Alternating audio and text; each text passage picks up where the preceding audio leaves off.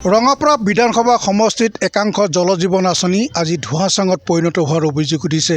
যি সময়ত একাংশ ৰাইজে পানী বিচাৰি হাহাকাৰ কৰিবলগীয়া হৈছে, ঠিক তেনে সময়তে ৰাজ্য চৰকাৰৰ জনস্বাস্থ্য কাৰিকৰী বিভাগে নিৰ্মাণ কৰা জলজীৱন আঁচনি একাংশ ধোঁৱাচাঙত উঠিছে আৰু একাংশ আঁচনি আজিও নিৰ্মাণ অৱস্থাতে পৰি আছে। আৰু মই যিটো পানী যোগান আঁচনি মই দেখুৱাইছোঁ, এই পানী যোগান আঁচনিখন 2021 আৰু 22 বৰ্ষত নিৰ্মাণ কৰিছিল।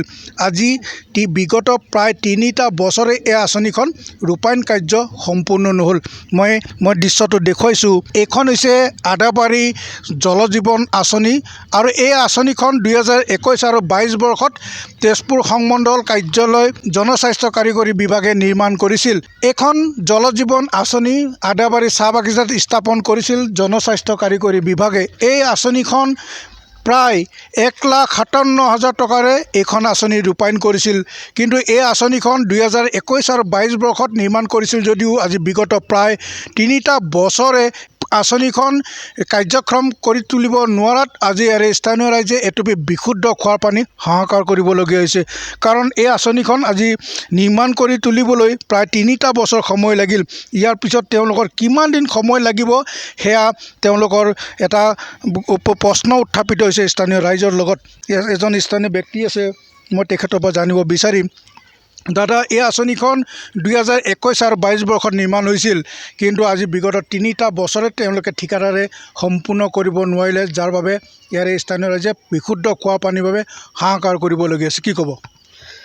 হয়, আজি আমাৰ আদাবাৰী চাহ বাগিচাৰ হৈ দুখ লগাৰ কথা, যিহেতু আপুনি ক'লেই যে 21 আৰু 22ত পানী যোগান আঁচনি অসম চৰকাৰে তেওঁলোকে অপেনিং কৰিলে, কিন্তু আজিলৈকে কিন্তু 3টা বছৰ হৈ গ'ল, কিন্তু আজিলৈকে কিন্তু খোৱা পানী ব্যৱস্থা ৰাইজক কিন্তু দিব পৰা নাই।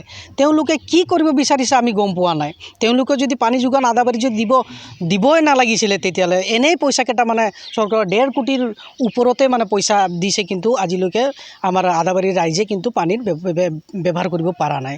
দুখৰ কথা এইটো।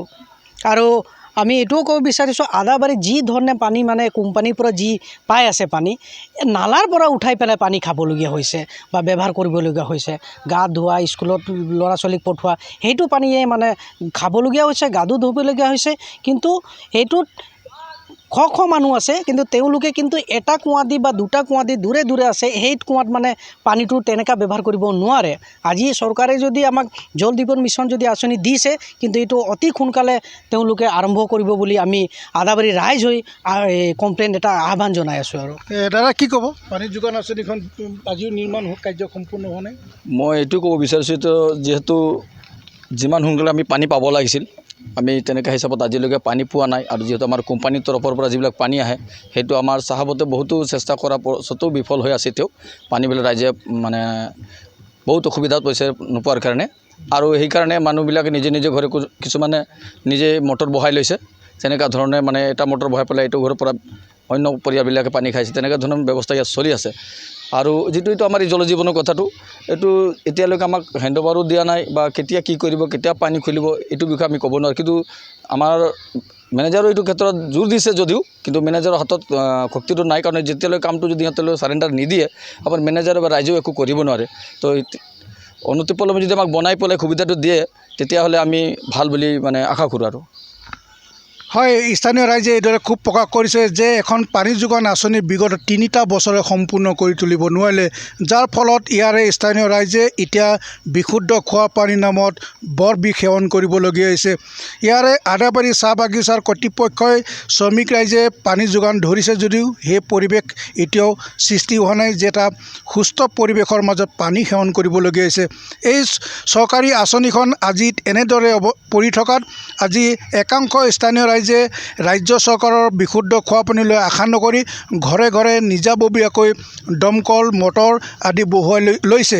সেয়া যি কি নহওক, এই আঁচনিখন অতি শীঘ্ৰে কাৰ্যক্ষম কৰি আদাবাৰী চাহ বাগিচাৰ শ্ৰমিক ৰাইজক এটুপি বিশুদ্ধ খোৱা পানী যোগান ধৰিবলৈ তেওঁলোকে দাবী জনাইছে জনস্বাস্থ্য কাৰিকৰী বিভাগক।